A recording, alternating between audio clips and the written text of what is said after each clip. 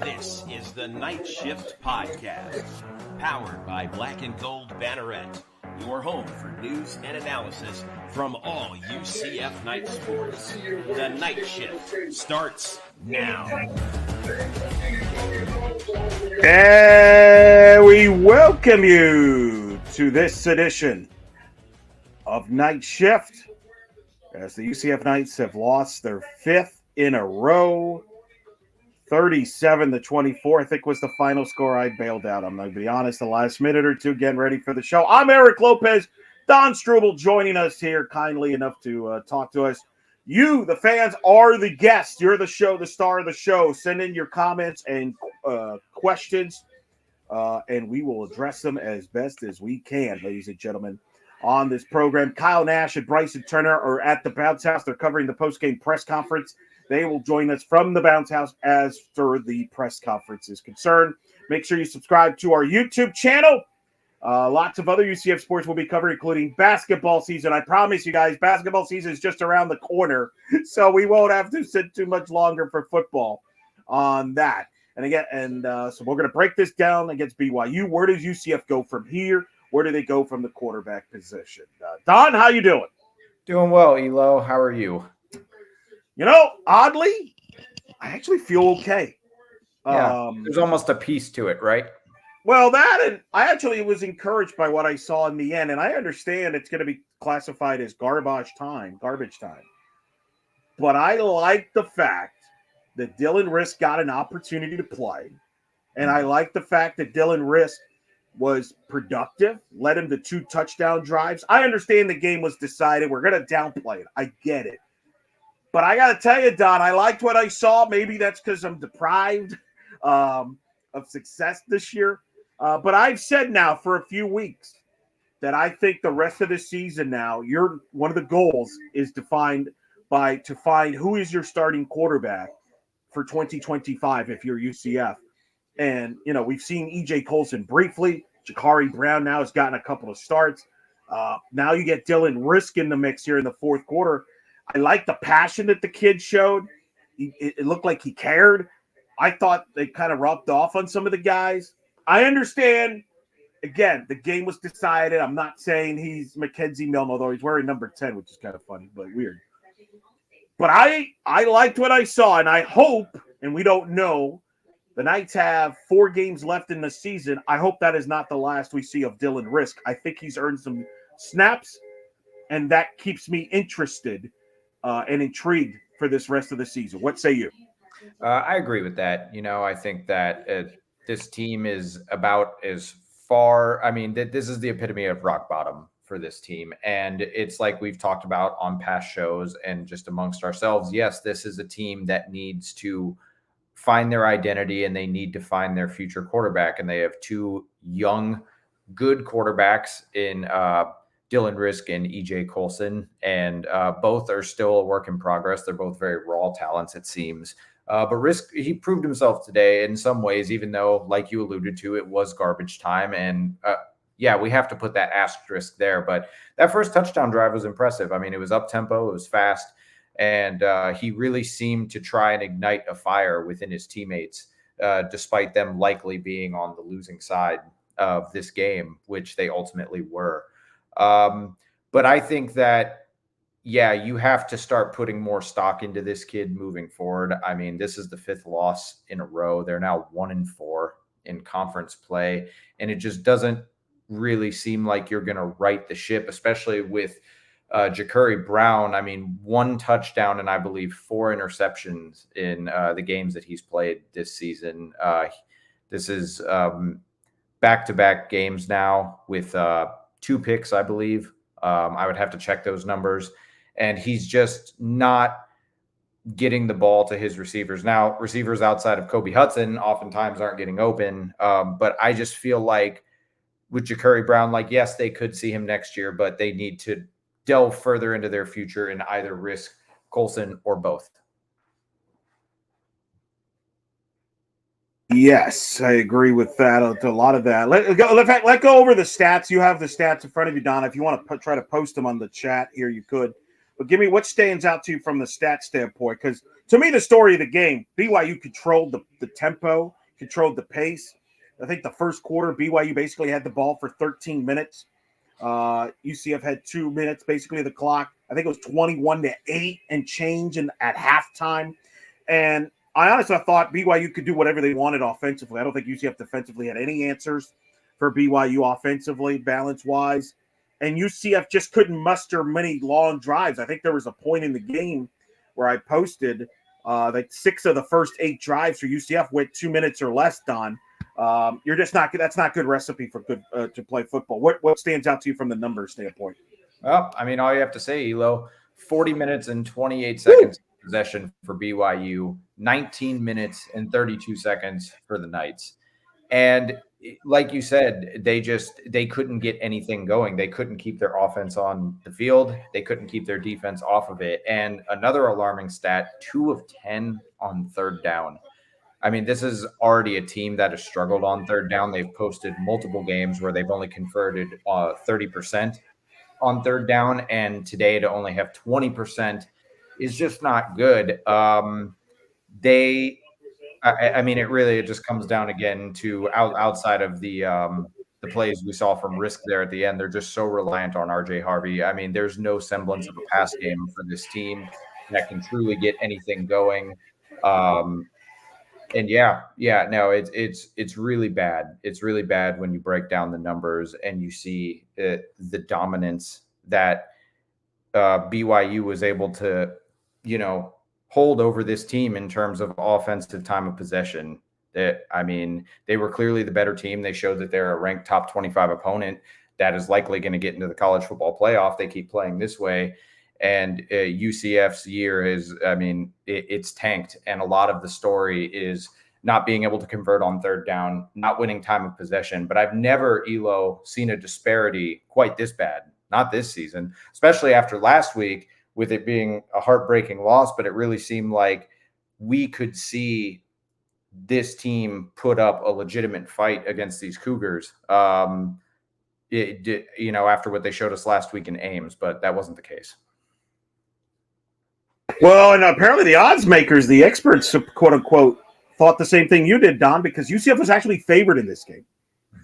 They ended up being about a 1-2, depending where you looked, a 1 to 2 point favorite. There was a lot of money on UCF. That's fool's gold. And I think part of what happened was there were some rumors that the BYU quarterback might not play. Obviously, that was not true. I think some people were questioning BYU on the road. Some people wondered, and I think part of it is because UCF was right there with Iowa State. People are like, well, if you come home, they'll get. But none of that came out to be the case. I felt BYU is a better football team than Iowa State. I think that kind of proved itself. Don't you agree, seeing both teams the last 2 weeks? Yeah, I would say so. I feel like BYU is just more consistent in their approach and their execution. I mean, they seem like a team who really belongs here, where, I mean, no disrespect to Iowa State, but I could see them being upset, maybe even dropping a couple games towards the end of the year. I'd have to look at their schedule, but I believe after seeing the Knights play both teams in back-to-back weeks, I believe it's going to be the Cougars that probably win this conference. BYU's undefeated. Currently, them and Iowa State top the undefeateds left in the Big 12. BYU plays Utah. That's a big rivalry game. But certainly they have good balance. They give credit to them. I thought they were a more physical team. They were just a better football team, clearly, on that. So, and again, defensively, Don, UCF just had no answers there. They couldn't really put a lot of consistent pressure. Their defensive line made some plays here and there. The only thing I'm skeptical about BYU, they don't seem to trust their running back in the running game. They seem to lean on the quarterback a lot to run. That might catch up with them a little bit, but I just wasn't impressed with the running game as far as BYU with the running backs. But again, it didn't matter today. Yeah, no, it didn't. It did not matter. And I think it's just, wow. I would like to see the results of that post-game presser with Gus. I mean, I really I think it's time to see what he has to say outside of the typical stoic responses he's been providing the media on this losing streak. There needs to be an explanation and a way forward to at least get through the rest of the season. And it doesn't help. I understand that, let's give the kids a try and stuff. But when broadcast is putting up QB roulette for UCF, I mean, it really illustrates the lack of stability this year. And it really just also illustrates how much everything is imploding around them. So, but that's what you expect once you pulled the trigger and benched KJ Jefferson. There was no going back, and certainly that didn't work out. We've already gone over that ad nauseum. But I will say this, Don, and I'm not again. I understand the benching and all that, but haven't we learned the last few weeks that the problem went beyond just KJ? Oh, of course it has. Of course it has. Yeah, I mean, there's so many different facets that we could attack and look at that are just riddled with issues for this team. I think that it's like once they finally get the defense on track and, they're putting up pretty decent defensive stands the last 2 weeks, giving up a ton of points despite the turnovers and the defense forcing turnovers, almost got 14 points last week if it wouldn't have been for the dropped ball by Braden on the half-yard line. There's so many issues to dive into, Elo. We would really be here all night. It's a problem. It goes so far beyond KJ or Jakuri or anyone in the quarterback room, really. All right, let's get to some of the comments and questions. People are out in full force here. No surprise there. Matt J., rough season. Thanks for doing the show, boys. Yeah, that's a good point. It's not easy to do these shows, but, we do it because we guys, it's fun. And, got to talk it out, right? Matt J., this season is now about identifying the talent that will be here in the next year or two. 100% agree to me, Don. And I know we're going to get an argument with Kyle about it. Kyle, we got to play for the bowl game. I don't think anybody, first of all, what have you seen at this point that would suggest that this team is a bowl team? But number two, to me, it's bigger goals are 2025. You've got to get some answers for 2025 of how much do you have to rebuild or retool, whatever term you want to use. Identify, I like some of the things I saw, as crazy as it sounds. I understand, got outplayed. I like what I saw from Dylan Riss. I like what I saw from Jacoby Jones at wideout. Magwood got some action. I think that's a good thing, personally. Yeah. No, I agree with that. Yeah. I mean, Jacoby Jones had a heck of a game. I mean, 6 receptions, 116 yards and a touchdown. And I know, again, some of that coming in garbage time, especially the TD. But, yeah, you have to figure out who your pieces are going to be moving forward because it feels like if this were a pro team, we would maybe use this term more loosely, but it almost feels like we're getting into rebuilding territory. This isn't they've won a game, they've lost a game. This is a 5-game losing streak, and they just cannot handle the Big 12. I mean, that TCU game feels like last year. And to think that if they would have blown that, they would have been 0-4 in conference play right now. And their only 2 wins would have come against an FCS school and an FBS school in Sam Houston. So it's just, moving forward. I agree with you, Matt. Yeah, it's kind of wild to think about it. They were down multiple scores in that TCU game. They were outplayed for most of that game. They're a false start away from a 6-game losing streak. I mean, if you really think about it, they are. They've been outplayed at every game. If you want to say Iowa State was kind of a toss-up, fine. I'll give you that if you want to go there. Iowa State was their best game of the year, in my opinion. It was their best game. Yeah, it wasn't good enough. It wasn't. That is just crazy to me. That is just wild to me. But that's where we're at right now with this situation.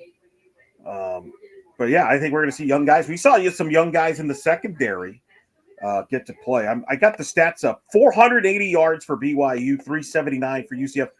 Don, 228 passing, 252 rushing for BYU. Don't you feel at times during the game that Gus is like, "That's the offense I wanted. That's what I always wanted." he's going against. Yeah, for sure. And I think that that's probably what he thought he was going to be getting in the beginning of the season. But from Gus downward, I mean, the team just has not been as advertised. So it's like they will continue to look on to other teams and wish that they could reflect those results, but they just haven't done it. And now with the loss of Kobe Hudson, where do they go now, Elo? Who knows how long he's going to be out for? It's a great question. Where do they go from here? I think that's a fantastic question. Obviously, Kobe Hudson got hurt early. What did you see on that play, on his injury? What were you able to pick up on there? I mean, went down. The good news is he was still kind of, involved on the sidelines with his teammates trying to help out. Maybe limping. We don't know the terms. Maybe we'll find out something after the game. But what did you see on that play? So to be honest with you, Elo, I was having trouble with the stream. No matter where I was going, they were still showing Ole Miss and Oklahoma. Like I tried so many different streams. I tried to get to ESPN2. So I actually came in late and missed that play. But I will say this: it's good that he's up and walking and mobile. That goes to show me that it's not season ending. But given his injury, given the state of the team, could we see him opt to sit out the rest of the year? Yeah, it's a fair question, especially if you're playing for your future. What else is there to play at this point? Time will tell on that. That's a great question. I think it depends, too, on the extent of the injury on that. Kevin Suarez jumping in. Love the content, fellas. Didn't get a chance to watch, but saw the score and some fans tweeting. You guys are awesome. Keep pushing. Hope Gus can look in the mirror and hope and have an honest conversation with himself. What do you think, Don, that Gus tells himself? What do you think Gus's mind? I almost feel he's got to be a little shell-shocked, right? Like he made all these moves in the offseason. He felt last year wasn't good enough, which I agreed with. Made the coaching changes, got these guys from the portal. I think he's got to be a little shell-shocked. No? What do you think? What do you think his mindset is right now? I think so, especially after a 3-0 start. I mean, it's hard to say, because we see Gus in the media days and we see him in the post-game pressers, and kind of like what I alluded to earlier, he has this like repetitive stoicism about him. He kind of answers all the questions the exact same way. He kind of, goes back to the same talking points and rests on his laurels of we got to be better. We got to be better. We were outplayed, outcoached. And while those might all be honest answers, I don't think it tells the whole story. And I think he's got to be frustrated. I mean, this is someone who had a ton of success in the SEC. I believe he is the one coach, if not among a very small group of coaches, to beat Saban several times. And that success just hasn't translated at UCF. And this was supposed to be a year where, after his aggressiveness in the portal, this was a team that was in the talks to win the Big 12. And it just feels like they've just gone back to being just a poor team. I mean, I don't really know another way to describe it. Last season was rough. If you want to count the bowl game loss, they finished below 500. This season, you talk about Kyle bringing up bowl games. What bowl game? They're going to maybe beat Arizona, maybe. But that was a pretty decent team to start the year. If I'm not mistaken, they were ranked, correct? So they've had their own issues, but then again, who are we? Who's UCF? Yeah, who are we exactly? So it's like at 3-5 on a 5-game losing streak in no direction. I mean, what bowl game? But to digress, I think that Gus is a lot more frustrated and upset than what he leads the media to believe. No doubt. Let's see. Other comments. Matt J. We lost this game early. Matt Malzahn haters won tonight. Yeah, didn't you feel the game got away from them early? And I thought there was a couple of moments, the end of the first half, everything that was going on. It's 17-7. Jakari Brown, they're driving, and he just gets called for that unsportsmanlike taunting, where he gets in front of the defender. He runs over the defender, and he's taunting him, sends him back 15 yards. They end up settling for the field goal, makes it 17-10. I tweet about it. Those next 2 minutes would be huge because remember, UCF would get the ball to start the third quarter. Mm-hmm. So the last thing you wanted to do is get BYU the ball. Well, so they settle for the field goal. BYU gets the ball back.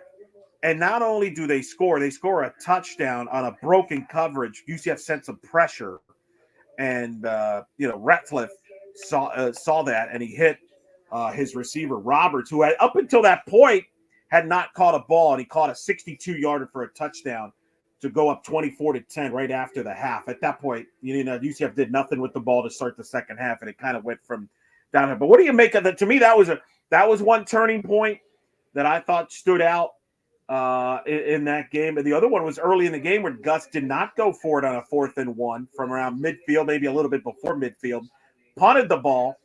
BYU in a similar situation went for it on a 4th and 2, got it. Some people think they got a generous spot. I think it was hard on the replay to see whether it was or wasn't. I don't think they were going to reverse the call on the field. They called it a first down. They weren't going to reverse it. And then they even tried a fake field goal later in that drive. I think they ended up settling for a field goal. But I thought those sequences that I just brought up, Don, were huge early in that first half. Yeah, I agree with you, Elo. And let's not forget on that successful 4th and 2 conversion by BYU, that was part of a 17-play drive, if I'm not mistaken. So that really will wear down your defense, and that really put them ahead in terms of the time of possession contest that we've seen here. And yeah, I think that slip tackle, that broken coverage underneath, that was really just such a crusher for them. And even the broadcast commented on it. I believe they said, if I'm Gus Malzahn, I'm going to need some Pepto-Bismol after that, because it was just such like a stomach dropping, busted series by the defense when you really could have had some momentum going into halftime. And now you go into the half down 2 touchdowns, and nothing's really like the wheels are starting to come off, essentially. So yeah, I agree with you, Elo. Those were 2 key points. Some might disagree given how early it was in the game, but Gus had a chance to show that he was going to be an aggressive decision maker and try not play it safe, especially with a questionable defense and offense. And he didn't take that chance. Let's see. Let's get to some comments here. A couple more comments. Let's see. Eric Edwards, it's tough to compete play in the Big 12. It's very hard. Utah went 5-7 in their second year in a Power 5 perspective. Steven Gonzalez, the problem in the staff starting with the head coach. Obviously, there's that. So there's very opposite point of views there. What do you make of that? Year 2 of the Big 12 transition versus, hey, you're just not getting it done on the field. Is the answer somewhere in the middle there, Don? I'd say it's probably somewhere in the middle. I mean, this is a team that's adjusting from coming to the American to a big football conference. And while the Big 12 will mainly be characterized as a basketball conference, it's got some heavy hitters. And we've seen that in the form of Iowa State and BYU in the last 2 weeks, both teams that have a very good shot of making the college football playoff, and would not be surprised to see them going head-to-head in the Big 12. And yeah, BYU had a rough year last year, but I feel like BYU historically has shown that they can put together a formidable team that's worthy of top 25 ranking. And so is UCF. And that's the sad part, is that we're in a situation where on paper, at least with Gus coming in, you think that this might be the best and well-experienced coach that they have. And just seeing this transition into this conference, it's just been rough. And I wasn't at UCF yet last year, but I did follow the team as much as I could. And I really didn't think it could get worse than that. And it's gotten worse than that. So we'll see. I think it's somewhere in the middle, but there's going to have to be a lot of soul searching and a lot of overhaul if they're going to find success moving forward in this conference. You're correct. We got more comments coming in. It's busy, Don, where we not only have comments in our own chat room, we got comments on the YouTube channel. We got comments coming out of everywhere. We're getting blindsided with blitzing, man. Holy mackerel. Yeah, I know. Yeah, we need Kyle and Bryson to join the show. Well, don't worry, audience. They will be here with us soon, and we appreciate you coming to hang out. We call this therapy for a reason. It's been 5 straight weeks of that. Eventually, we'd like to come in here and celebrate with you and talk about the good things. But since the middle of September, there hasn't been any good things, it seems. So Matt J chimes in. Kalani Satake, the BYU head coach, would be fired if the administration was listening to the fan base. They're now in the top 10. Obviously referencing the BYU's early struggles that clearly they're not having this year as a team that's in the top 11, Don. I think that's interesting. Patience, the word there, but certainly hard to say when you're struggling, losing 5 in a row. Steven Gonzalez, we're not making any bowl game. Let's see what else we got. I mean, more, man, these comments are just coming in flow. Let's see. Emma. Oh, we got Evelyn Warner coming in. Seniors are just doing time. You have no idea. I have no idea what the problem is. Oh, he's talking about Eric Edwards. He doesn't know. Okay, I thought for a second they were saying, I don't know what the problem is. I mean, maybe I don't know what the problem is. There it is. All right, so we got some chit-chat. It's a lot going on. We'll keep going back to that. I want to talk about certain individuals a little bit here. Because obviously I'm very interested now in some individuals. First of all, can we give another shout-out to Dotson, who had another strong game up at the defensive front. Dalen Dotson, 8 tackles, 7 solos, 2 sacks, 3 tackles for a loss. 2 straight weeks, I think he's played very well. He has. Yeah. I thought that was very interesting. Another storyline from the game was Chasen Johnson, the freshman, getting his first start.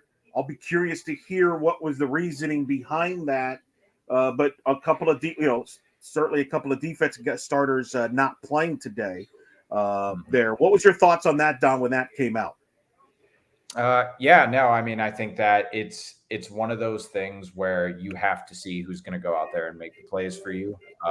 And I think that Dotson has been excellent, and Johnson as well. I mean, you see like 4 solo tackles. It shows that he's active. And I think that really moving forward, the defense is the most positive part of this team, despite their issues. And I think that, you look at guys like Lee Hunter and Deshaun Pace, and they might be the focal points of your defense, but we're starting to see an emergence beyond them, which I think is important moving forward. So you want to look at some positive aspects. If you want to try to pull any silver linings, just look at this stat sheet that we have here live with us, because moving forward, that's going to be really important for this team.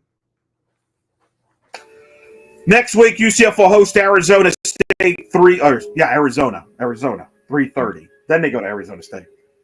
Yep. Who do you play at quarterback, Don, if you're Gus Malzahn next week? Well, it's not quite as big as homecoming weekend, but it is the space game, so it is going to be of some importance, at least for the university. I'm with you, Elo. I'm going with risk. I liked what I saw. Our guys might disagree with us. We might be in the minority there, but at least we're there together. I just don't see, outside of like mobility, I just don't see it with Brown. I don't think his field vision's there. I don't think he has his receivers, no disrespect to them, are not talented enough to uplift him and make him seem like a truly competent, good quarterback. I think he's somewhere around average, and I think that they need a new lease at life at that position. So I'm personally going with risk. I just don't think EJ is quite there yet. I mean, we're talking about a kid who's not even 18 years old. I think he needs to sit and learn a little more. But we've seen Risk put together some drives, so that's my vote. I'm with you. Look, you got 4 games left. Dylan Risk has now played in 2 games this year, which you did a good job breaking down. EJ has appeared in 2 games. Unfortunately, last week he came in for a snap because Shakari Brown had to step out of the game because he lost his helmet on the play, apparently, which really stinks because that cost you a game. I would have loved EJ not to that count against him. I think that's terrible. Yeah. I think both of them should play the rest of the year. Now, and here's we get caught up in this whole red shirt stuff. Let's be real. How many of these guys these days are going to stick around for 4 or 5 years in the same school? Probably not many. Yeah. Okay. Right. It's a different world now. Okay, so that's a long shot to begin with, just with one guy. Mm-hmm. Do you really believe both Risk and EJ are going to stick around for 4+ years here together? No, like that is even further. So play both of them. Now, I think there's a creative way, Don, if you are that, because your concern is, I don't think EJ's ready. He's 17 years old. I think that's fair. That's fair. You got 4 games left. You could play EJ in 2 of those 4 games. You could. And still keep the red shirt. You could. What's the harm there? Now, and I'm not saying you have to play him the whole game. Maybe you give him a half. Maybe you give him some drives just to get his feet wet. And I think with Dylan, I think you got to, if you're Dylan, if you want an opportunity to be the starting quarterback for 2025, I wouldn't worry about redshirting. I would just say, give me the reps, give me the snaps. I'll take over if I have to, and make a statement to this coaching staff that says, you know what? I'm better than the 4th string quarterback. I'm your guy. Give me the chance. And if he could get those opportunities, and let's say he thrives on that, now he's in the mix to be a starter next year and maybe be the starter. I would play both. I am willing to listen, Don, to your case about EJ not being ready. Maybe you don't throw him every game. Maybe you throw a couple games with him. What I think we both seem to agree, and I'm not saying Jakari Brown shouldn't play anymore the rest of the year, though some people in the chat are saying that. I don't know if I'm going to go that far. But I do think other guys should get the opportunities as well the rest of the way. Yeah, I think that there's a twofold point here that you can look at from both sides. It would not be a good look if you went and benched another quarterback in the same year, especially after going all in on KJ. But yeah, I think that, maybe the QB carousel is the way moving forward, especially if they lose next week for any reason. Then you're really in a hole. And this is a lost cause, because the best case scenario, you went out right through November, you finish 500. But yeah, now I think that maybe it's time to take a page out of our neighbors in Gainesville and Billy Napier, what they've done with Graham Mertz and DJ Lagway all season long. I think it's important for Colson to get the reps despite his age, because if you have any reason to believe that can be the guy moving forward, that's not someone you want to lose to the portal. You want to show him, hey, we're going to give you game action and a chance. Go earn that job instead of dangling it above his head, So I think that's a fair point to make too. And the same goes for Dylan Risk. I think that it give them reps, especially depending on game context. If you're getting blown out again, what's the harm, I love the move of going to Risk here with the game out of hand here today. I know there was some disagreement about that. I thought that was the right move. You got to try different stuff at this point. And I know people, I don't care about the bowl situation. I've been very consistent. Let me play some other guys. DF Ost has chimed in. BYU lost 7 in a row last year. Give your coach a break. Wow. That sounds like I heard BYU person. It's a good point. Things change in a year, man. It's a good point. Let's bring in Bryson Turner, who is with us. Are you in the press box, Bryson? We don't hear you, Bryson. So you might be muted. No, I am in the booth just to the left of the press box. Actually, 2 rooms left of the press box. This is where the visitors' coaches were. Okay. This is just so I can have a place to duck into to talk, so that way I don't disrupt anyone else in the press box while working. So, not pain. This is the 3rd time in program history that UCF has consecutive homecoming losses. The other ones were in 1984 to 1986. The other one was 2015, 2016, and now 2023 to 2024. Wait, what was the homecoming loss last year? Last year, West Virginia. Thank you. Okay. That was homecoming. Oh, that's right. Shaq was there. Okay. I forgot. Thank you. All right. Thanks for the memory. It was it's unfortunate to see that happen, but it is the number 11 team in the country. They're ranked number 11 for a reason. But that being said, given how much BYU dominated the time of possession, it kind of felt like in the first half we were hanging on pretty well. But then that I feel it was funny. Ricky Barber, who we talked to in the postgame presser, said this was kind of the turning point of the game, was that touchdown from BYU late in the first half, just before it went to half. That ended up that he said that was the big turning point of the game, and I'm inclined to agree with him, because not without that touchdown, we get the ball back, and we have a shot to tie the game up, if I remember or remember. And so the fact that BYU essentially put that out of reach at that point really, I think, is a big demoralizing factor going into the second half, especially already having lost Kobe Hudson. I mean, this is I don't know if I would consider this a new low, but let's put it this way: UCF didn't exactly provide a lot of fans reason to be optimistic going forward. Well, we did talk about that 2-minute sequence you're talking about right before, after the 2-minute warning. UCF's driving.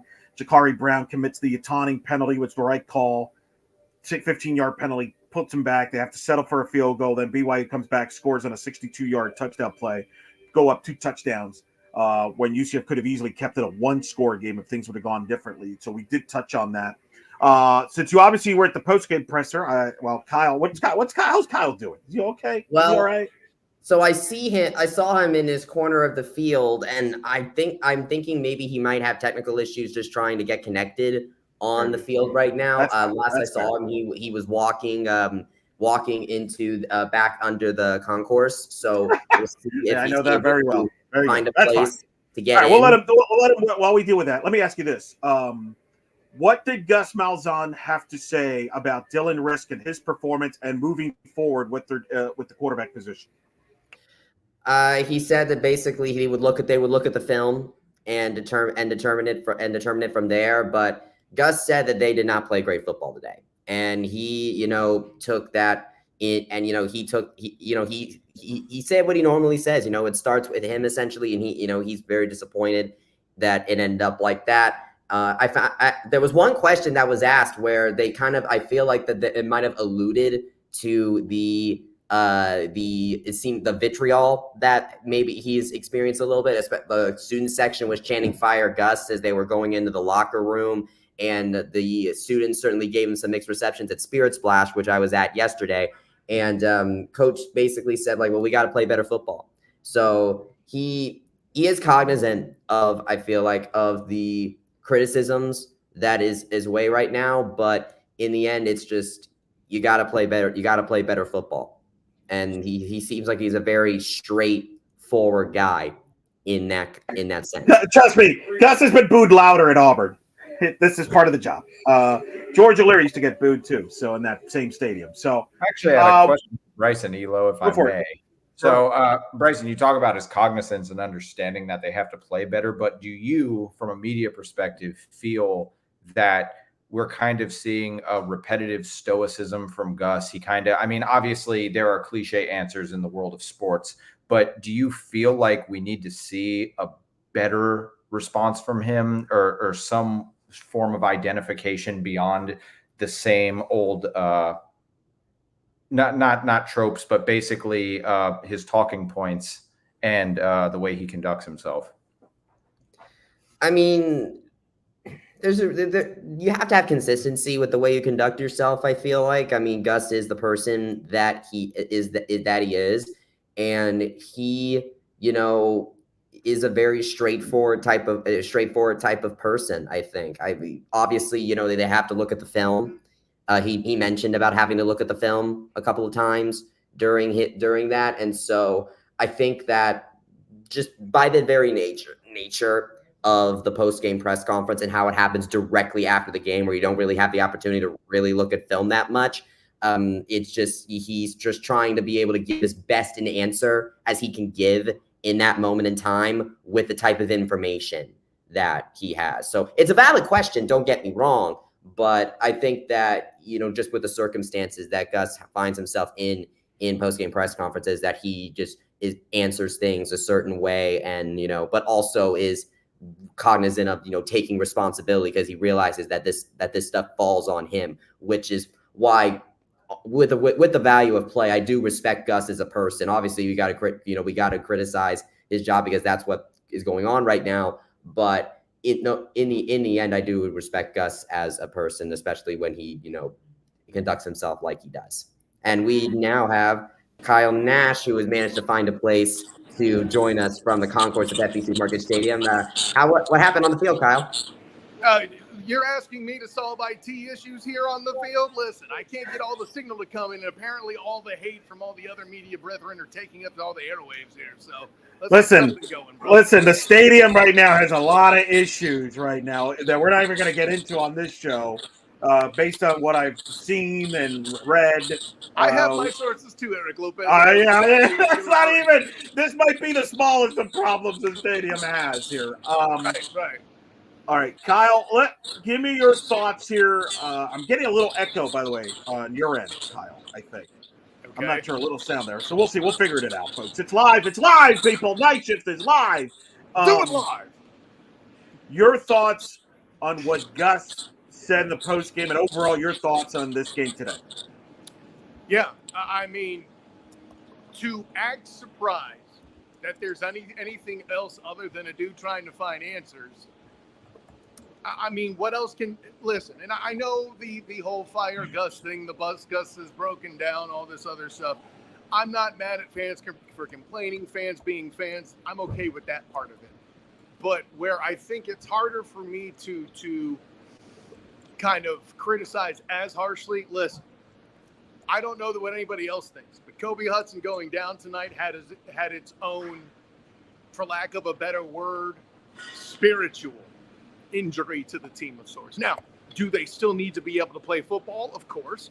Should the standard still be to try and go and win a football game? Of course. There's certain things that happened tonight, guys, that I don't know that you can put on Gus, but by the same token, there are certain elements and certain pieces from an effort standpoint that I was highly questionable of that you have to put on the coach first. And I believe Gus Malzahn would tell you there's a lot of elements that he would put on himself first that have to be better. Let me ask you, what was said about Kobe Hudson after the game, injury-wise? Do we have an update? Yeah, coach said he wasn't sure how severe it was. They're still going to have to, wait for whatever from doctors or whatever. I would imagine some sort of imaging would be required, but no official word at this point. Just based on what I've seen, I'll put it this way to say I'd be very surprised if he plays in the space game next week. That's based on what I saw with him limping. Yeah, I remember seeing him go down, and he was not putting any weight on that right leg as he was being assisted off the field. But when he did exit the medical tent, he was walking. He just had a limp. I mean, at the very least, it looked better than what it looked like when coming off the field. Let's put it that way. I'll put it this way. As somebody who's had injuries during games and things like that, what you're trying to do immediately afterward is not commensurate with what happened. There have been certain things where I felt fine and I actually, tore an ankle or something really bad. And there's been others where I didn't feel a bit of pain at all. And it turned out I broke my foot. So, take all of anything we're saying and that we see with a grain of salt, just whether, yeah, more to come is probably the best way to answer that question. Was the question asked in the postgame, Chase Johnson, young freshman, got to start in the secondary defensively. Was called for a PI, which I thought was a tough call. It felt like it was a call that they called it on him because he's a freshman, whether, whatever. But nonetheless, he got the start over a veteran who did not play, evidently. Tennyson didn't play. Yeah. Was any comment there post-game, Kyle? Or no, these were both injury pieces, right? Yeah, okay. Coach had said that Ladarius Tennyson had experienced vertigo before the game. He wasn't ready to go. We didn't really hear any details on that. And then he had said that Mac was wanting to play, but they just felt he wasn't quite ready yet. So those were the words from Gus as far as those two veteran DBs not playing. Say what you will, it certainly felt like that made an impact in certain elements of the defense tonight. What do you think went wrong with the defense? We're going to get to the quarterback position, guys. Don't worry. There's been a lot of questions about the quarterback. We'll get to that. But I do want to ask about the defense here, Kyle, because I've said here earlier, I thought there was some good play from the defensive line at times. I thought Dotson was fantastic. All right, I knew you were going to call him out, too. I got to tell you, I'm falling in love with this guy. 2 weeks in a row, he's been fantastic. DeMar Dotson. I think he's been their best defensive player personally the last couple. You could say Brandon Adams last week was good as well. I just love what I've seen from him inside the defensive line. So credit to him and a couple of the other guys there. Well, you know who agreed with you in your assessment, Eric Lopez, was Ricky Barber. Just what Dotson's done. I think first thing I have to say, Jalen Dotson's a dog. Somebody asked about Dotson's performance and what you guys were doing, what they were doing up front with him. And I think the thing that's interesting is playing inside at the defensive tackle spot. Ricky Barber had mentioned that was him playing out of position. And when he stepped in to help on the edge, I don't know Kelly's situation right now where he's at with, he had the turf monster in Iowa there impact him last week. I don't know where he's at exactly, but I can tell you that he was filling into play, certainly with other, let's just say, elements of the edge rush, no longer affiliated with the program. He's come in and impressed everybody. He's a threat they can have inside or out. That's really the kind of thing you more see in the NFL where you move a guy around. But they did it here tonight, got sufficient pressure. And, hey, listen, we all know how much our friend Jeff Sharon loves turnovers. Dalen Dotson, responsible for the one turnover the defense caused tonight. I think he's been fantastic. I've really enjoyed watching him play, and I want to give him a salute. I know it's a negative time right now in the program, but I want to go a positive route with him because he's working his tail off, and he's playing well, and I think he deserves salute for that. However, I can't say that for everybody else on the defensive side. Yeah. In particular, the backside. BYU controlled the time of possession. It was on their pace. I thought UCF had a lot of trouble with BYU when they did the pitch play in particular. Yes. I thought UCF did a good job with the traditional running plays as far as between the tackles for the most part. I know BYU scored one of the touchdowns on a traditional run, 15 yards. But I thought the pitch play gave him some fits. The play action, UCF linebackers, I thought had a tough time with it. Ethan Barr, I thought, struggled there.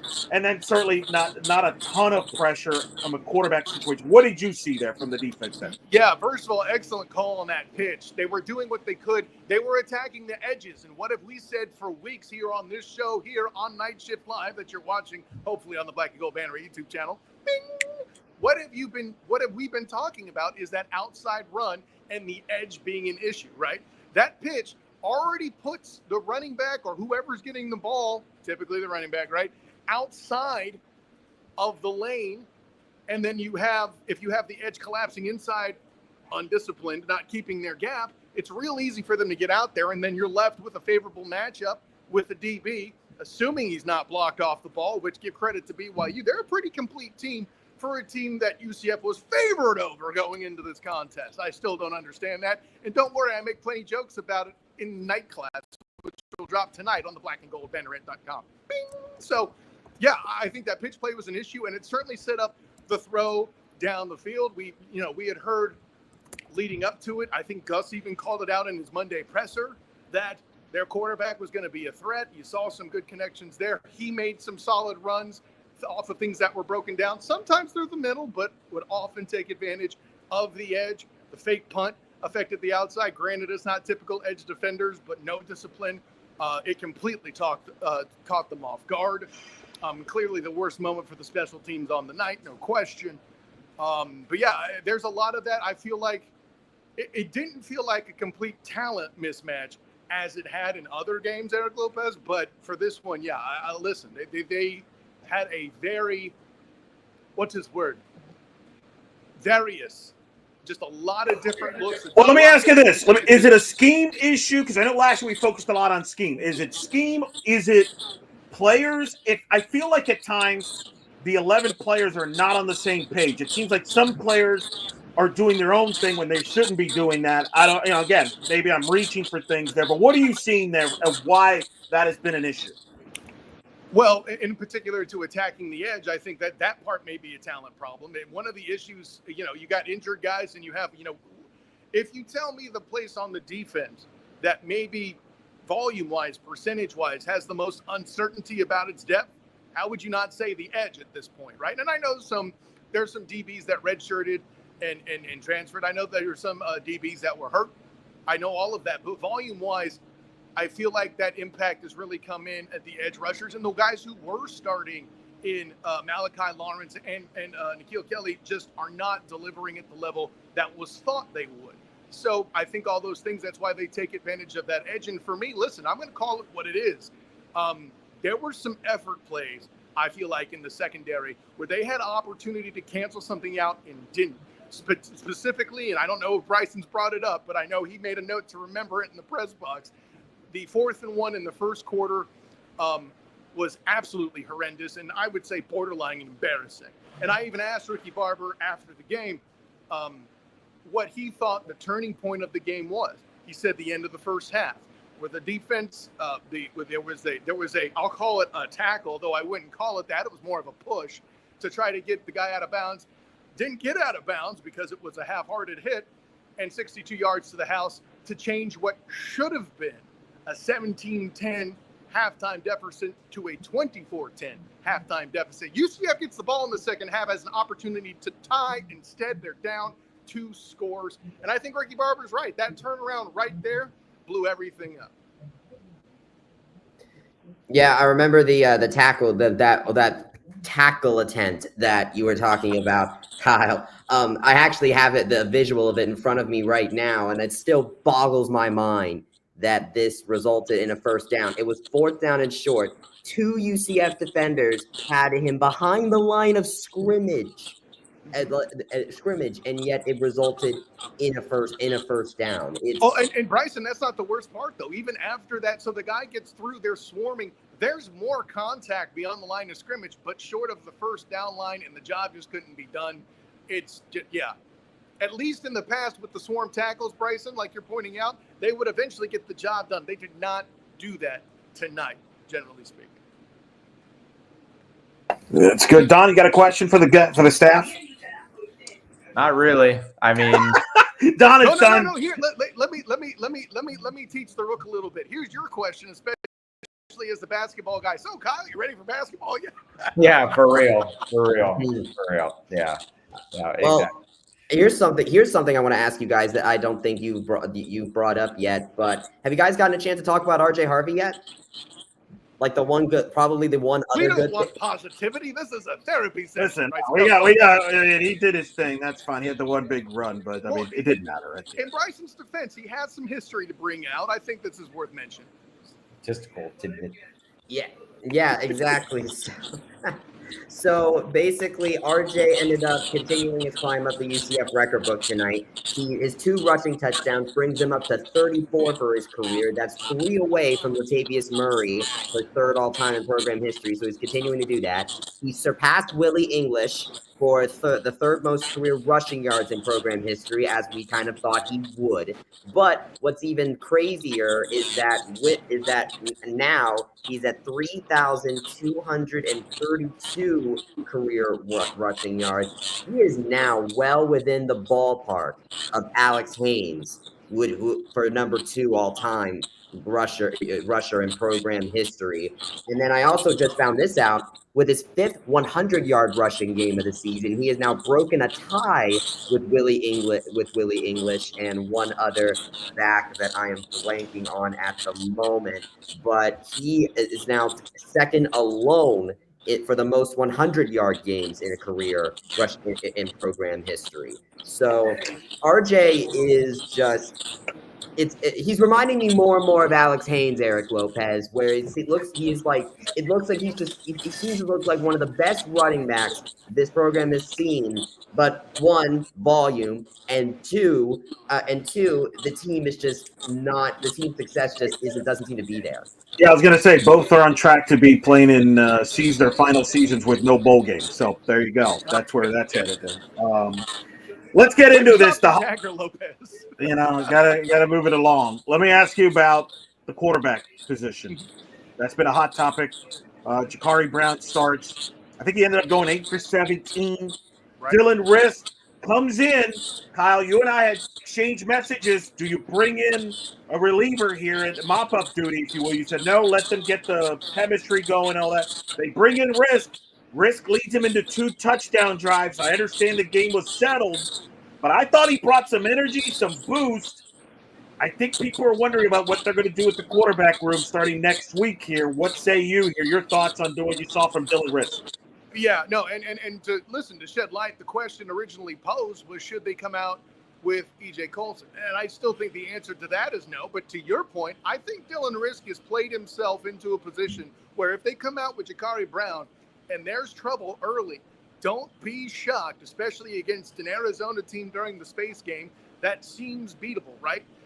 The one thing this team has to cling to is landing the plane with bowl eligibility. And if that's gone, the level of that failure will make the offseason very treacherous for what's going on with the coaching staff and things like that. You know, we may truly see the Gus bus, in the run there if they don't at least make bowl eligibility. And I think you and I can both agree, Eric Lopez, that's a catastrophe for this season.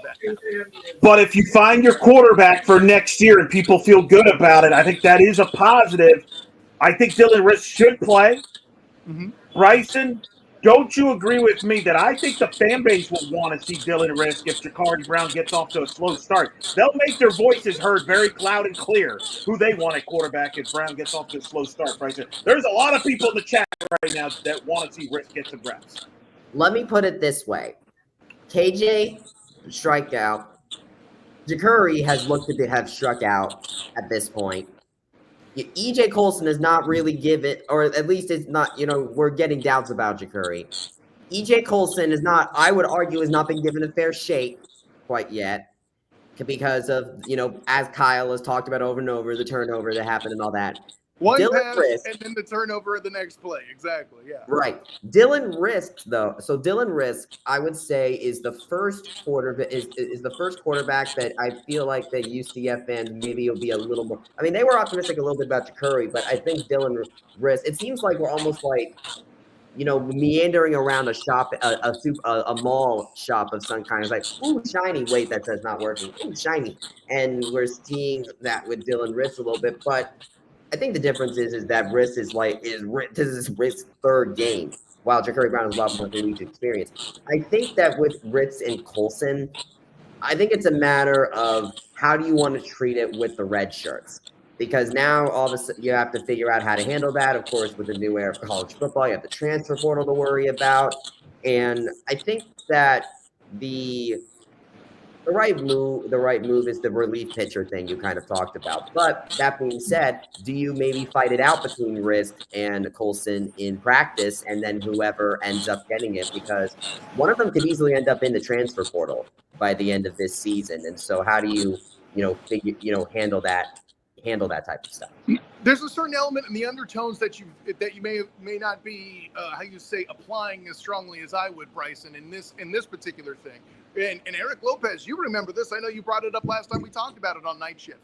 At one point, E.J. Colson was the second player on the depth chart, right? We weren't even talking about Dylan Risk. Then he lost that footing, right? I think there's an element in this era of NIL. And please remember, before you evaluate what I'm about to say, remember, this isn't a day where coaches assign red shirts and who they may want to preserve and whether it's okay to go ahead and burn a year for a younger guy. That's not what's going on here. You preserve an E.J. Colson because you're more likely to hold on to him going into the coming season. Redshirt him, keep him learning. If he's in a place where he likes where he is and everything's all that, I think it's easier to retain him if you're looking for the long-term future. Dylan Risk is a guy who has been waiting. You give him some reps. You feel like he's building, that he's given an opportunity. You keep him in the building. If he does well, he stays another year. If he supplants Jakari Brown, and then I think that's the ultimate win. Of course, we're all assuming that they're going to come out taking a risk on Dylan to start next week. I don't know that yes, I did it, Don. It was funny. But, it was. But I really think they still need to see what Brown can do for them as well. I can't rule out, listen, we live in a world where Mackenzie Milton was booed off the field in the Cure Bowl, and then a funny thing happened in 2017. So to give up on a guy... but Jakari Brown has proven he is not an accurate thrower. Whoa. How can you prove anything? I saw him in Miami. I saw him play at Miami. This was the Jakari Brown of Miami. I'm not saying don't play him the rest of the year. Let me just emphasize that. Okay. I just want to emphasize. I am not suggesting he should not play the rest of the year. All I'm saying is give the kids a chance. And here's the thing. I don't disagree necessarily with Colson. You could still preserve his red shirt play him in 2 of the next 4 games. And preferably the last 2, just in case someone gets hurt. However you want to do it. Right. However you want to do it. Yeah. You could maybe split with Risk and Colson potentially, each taking turns as a reliever role to preserve both redshirts. You could do that. No. Now, you could do that. I'm not saying I agree with that, but you could do that in theory. But here's the thing.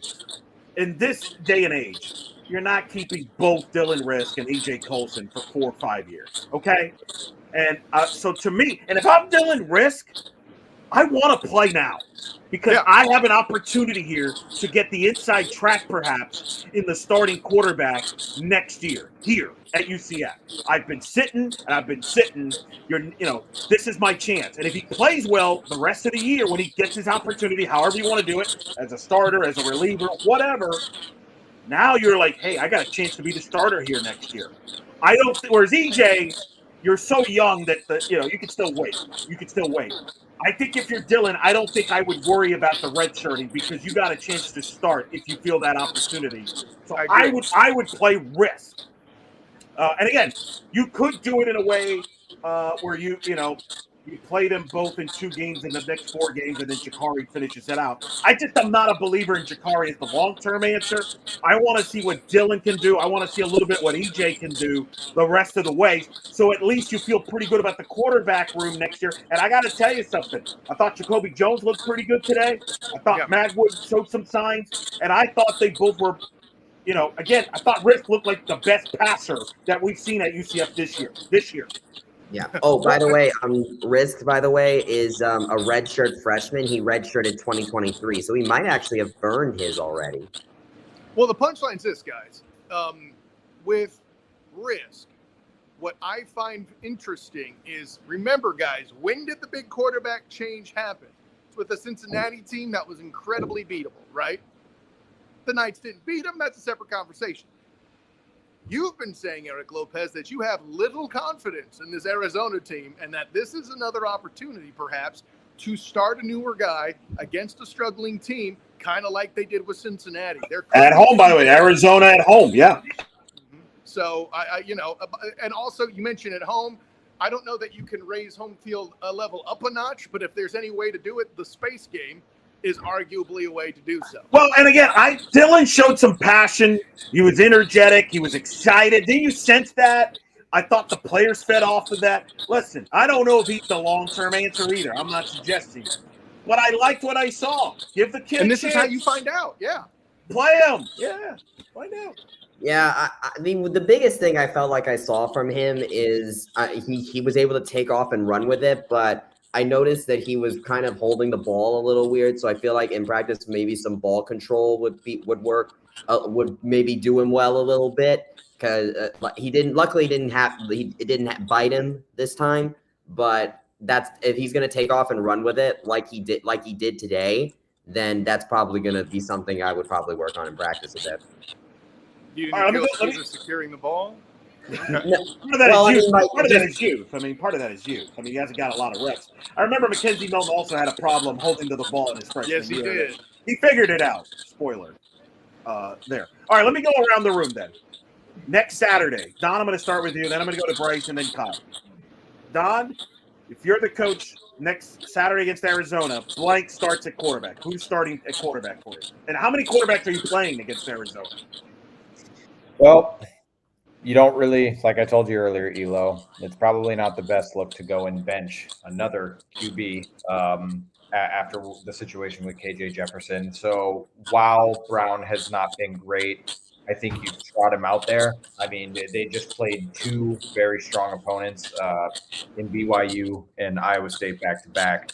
But I feel like you put him out there, you see what happens, you see if he can get anything cooking beyond, passing for a mid 50% completion percentage and, 1 touchdown and 4 picks, because that's what he's given us this year.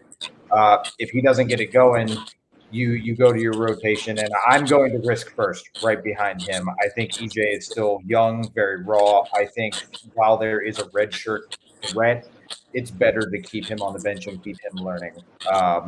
I don't think that EJ should come in unless there's an injury situation to Risk or Brown, and I'm sure Coach will he will verify the situation as it comes. But yeah, I'm starting with Jacurri, and then if things go south, I'm going to Dylan.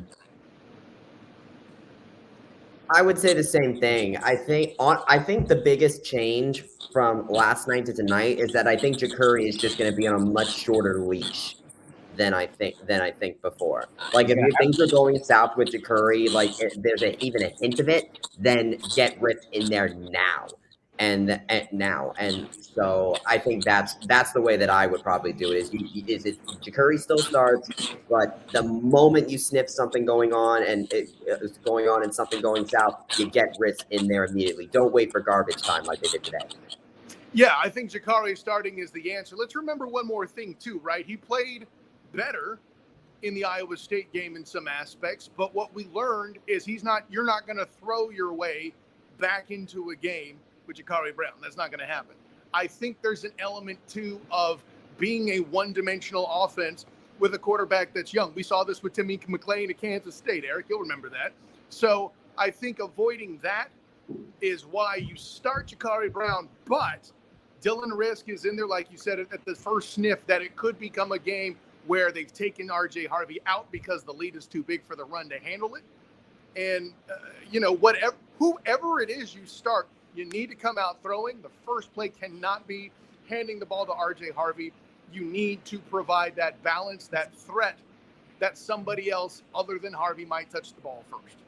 Kyle, the defense, though, has to set the tone because the defense might be on the field first. BYU drove on them the opening drive, set the tone on them first. That's the problem. You're playing catch-up, and I do think the secondary injuries you brought up is something worth monitoring this week because Arizona has a great receiver, McMillan. Who's going to cover him? It might be probably, if I had to guess, it would be Adams. But a lot of people, Mel Kiper included, believe that the two best receivers right now in this draft is Travis Hunter and McMillan from Arizona. So Yeah. UCF's going to be challenged. And Fafita as the quarterback is very mobile, very good with his legs, better than this BYU kid is. For whatever reason, I think the coaching change has messed him up. Going from Jet Fish to Brennan hasn't gone well. I think they got some injuries defensively. I do think it's a winnable game, but make no mistake about it. The defense is going to have to make some plays against those guys. You can't let McMillan beat you, and that's a concern that I have based on what I saw today from the defensive side of the ball. You cannot let yourself stay on the field for 40 minutes of football. That's unacceptable. And again, this is not a catch-up team. Unfortunately, we've learned that. All right. No running team is a catch-up Correct. team. Anyway, we're going to get me off on a tangent, Eric. Well, we're going to let you go because you got to write an article. Bryson, you're going to stay with us because I actually got a couple other things to get over with you. But before I let you go, Kyle, I'm going to ask you this question. Somebody have asked this question. I don't know if it was joking or serious question, but I'll ask you, Kyle. A week from tonight, when we're doing this show after the Arizona game, who's going to have more wins, UCF football or the Orlando Magic? Well,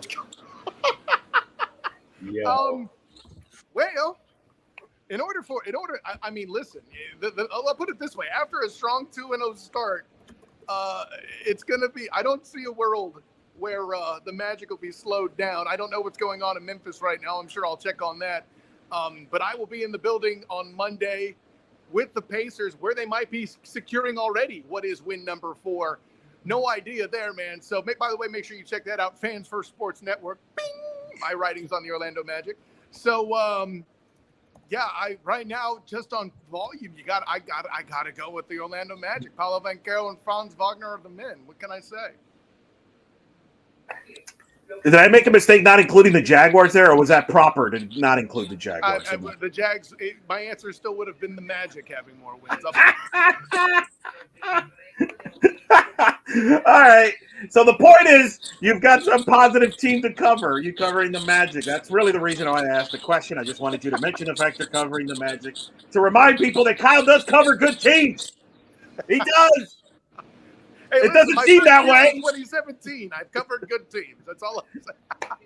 All right, we're gonna let you out early, Kyle, so you can get to go write the articles. I know we got the Jags against Green Bay tomorrow as well. You'll be covering that from Jacksonville. As we'll see how much love the Packers will show on Jacksonville. Yes, my friend Travis D. Holmes will be with me for the Duval Dive, so look out for that. And of course, my work there as well, Fans First Sports Network, and check out the Duval Dive. Let you know how Gabe Davis does catching the football. Maybe I have a touchdown or two he holds on to. So there you go. Look at this, Kyle. Don't leave. Evelyn. Oh, we got Evelyn here. Look at this. I've always been a Kyle fan. Look at that, Kyle. Thank you, Evelyn. I appreciate that. I needed that a lot this week. There's been some tough sports. Oh, look at this. Look at that. They're all coming out of the woodworks. UCF alums. Kyle's great. Let's I go. definitely have to say I have to do both Arizona and Arizona State after the bye, right? Kyle, you need to call your fan base the pupil of the classmates. Well, listen, they could all come to the study hall with me. That's right. Oh, very good. All right, look for the night class for Kyle later tonight on blackandgoldbanneret.com, as well as some of the YouTube stuff. And by the way, some basketball, a lot of basketball coming up over the next week. We're having a lot of heated conversations waiting to come on men's and women's basketball at UCF as well. Kyle, it's always a pleasure. Looking forward to all of that. Do have some things up on the Black and Gold Banneret YouTube channel, bing, that Dawn and Bryson have worked on from Basketball Media Day. Check out all of that if you need something to uplift you. Hearing Coach Johnny Dawkins and Coach Atia Messer talk about these teams doing their thing and being improved teams in the Big 12 next year. A whole lot of positivity that can lift you up. But in the meantime, thank you all, gentlemen, for doing this show with me. Thank you all out there who showed me love. And even if you showed me, hey, thanks for coming in and checking out Night Shift. But until next time, everyone, class dismissed. Oh, very good. That's Kyle Nash. Fantastic stuff there. Look for that on Night Class coming up here on blackandgoldbanneret.com. All right, we're going to do a few more minutes before we wrap up the show here. Give me both your final thoughts here on the football thing, and then I'm going to go real quick on other UCF items. Like no huddle, couple minutes. I don't want to dwell, but let's kind of put a bow on this football, guys. We'll go moving forward from here. Bryson, you were in the press. What is the tone? Having been in that press conference, what is the tone? Is there still belief in there? Where are we going moving forward here? I think there is still belief. It's just a matter of, can we execute on it? I think they're just trying to figure out what works. And the injuries obviously don't help either. That definitely also helps. It next man up, but they're just.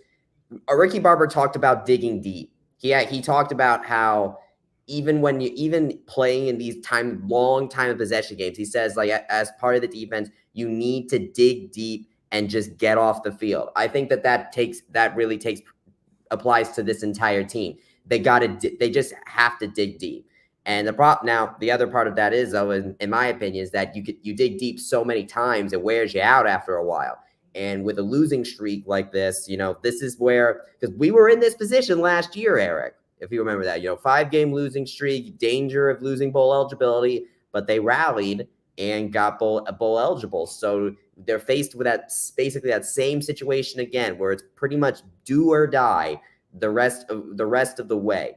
And this team just needs to dig deep. Yeah. I agree with Bryson on that. We're going to need to see more from them in terms of just offensive competency. I mean, today it really illustrated that. And, the issue with time of possession, like I raised this to Elo earlier in the show, the disparities haven't been that large, but today it was really, really signified. I see here that UCF's longest time of possession was 3 minutes and 2 seconds.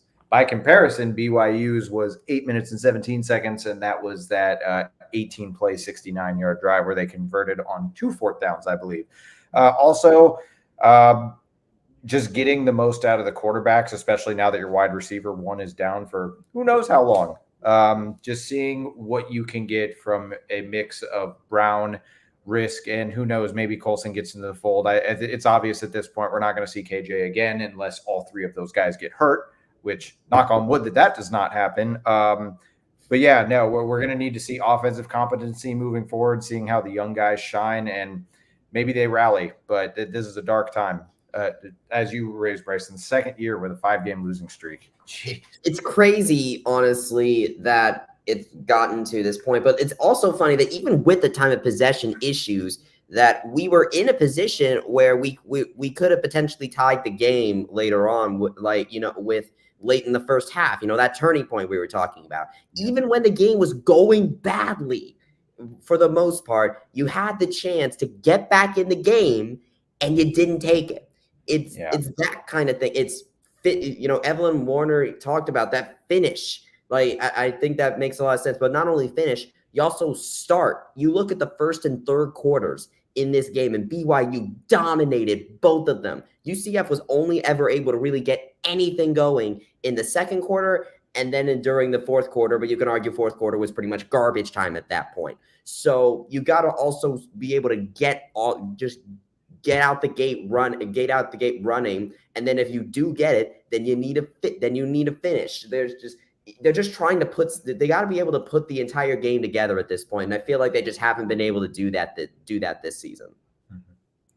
So let me ask you both this, and then we'll wrap it up from a football standpoint. 4 games left. Arizona at home next Saturday, 3:30. At Arizona State in 2 weeks. You're at West Virginia, host Utah. Rank those 4 games as far as confidence. Hey, I think we can win this game up until, I don't think we have a shot. How would you rank the 4 games? So 1 is like the most confident we'll win, and 4 is the least confident we win? Yes. Okay. So I will say that number 1 for me, I'm most confident in Arizona. Probably it's the space game. Gambler's fallacy saved me. We haven't lost in a space game yet, and Arizona has proven itself to have also been a team that had high expectations coming in and kind of hasn't really met them so far. So I would do number 1 for Arizona. I think number 2 is Utah. It's also at home, senior night. Utah is also kind of has its issues with Cam Rising being out with injury. So that's my number 2. Number 3, I think number 3 is West Virginia.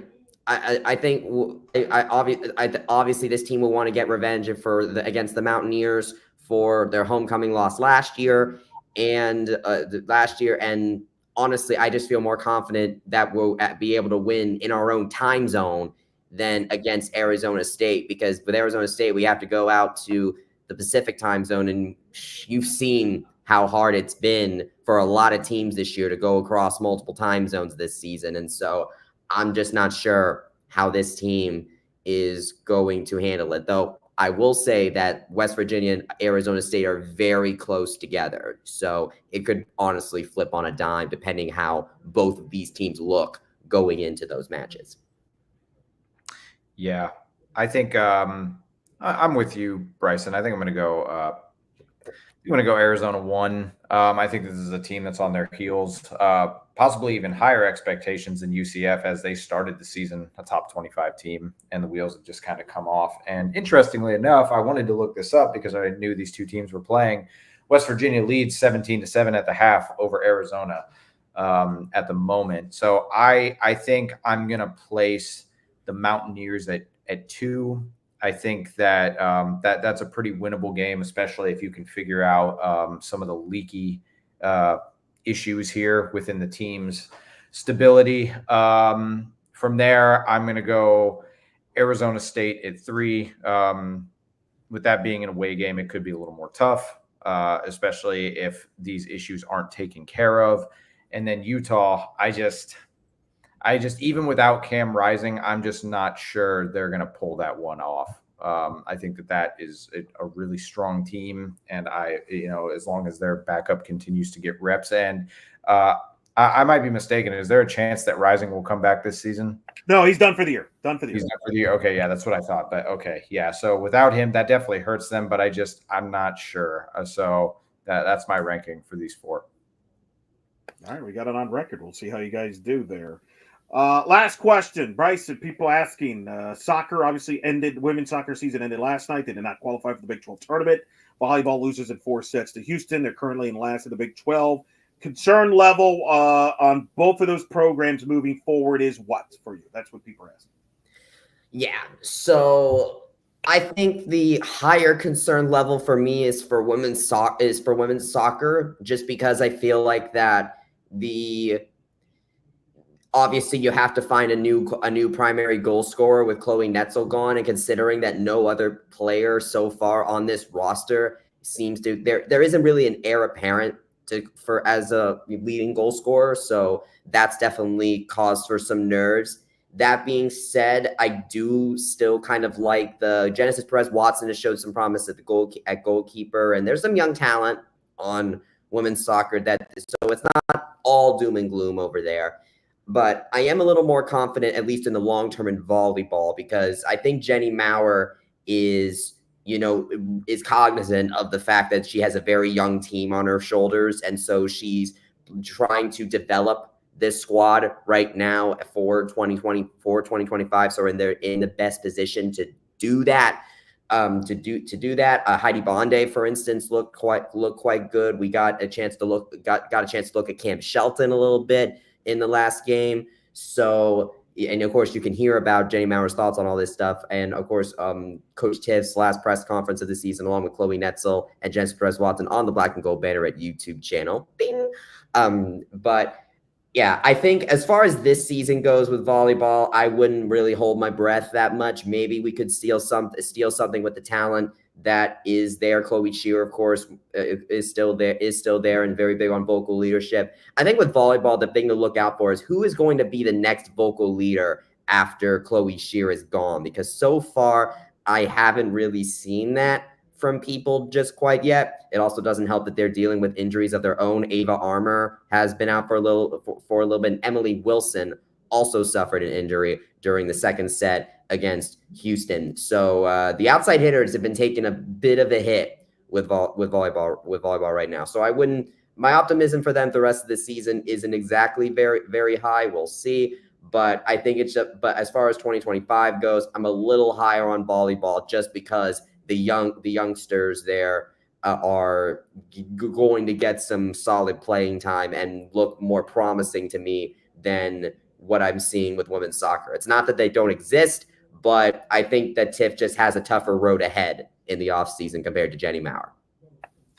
All right, we'll wrap it up with a couple last comments. Chet Sports, feeling bad for RJ reminds me of Joe Burnett staying around for the 2018. Burnett stayed, and 08 was rough. 4-8, no offense that year. Hey, Burnett Burnett still made the Hall of Fame though. He still had a good year despite the team's struggles. Evelyn Warner, we need to go into our T-shirt stash and find the finished shirt. That is very true. Finish. We are finished here on Night Shift, folks. Thanks to Bryson, who's out in the press box there. We'll let him finish up stuff there. Check out, obviously, blackandgoldbanneret.com and as well as the YouTube channel there. Lots of coverage there. He had an interview with Kim Wyatt, UCF Soccer Hall of Famer. We're going to have Hall of Fame weeks coming up at UCF. Basketball preview stuff coming up later this week. Football, obviously, still playing Arizona.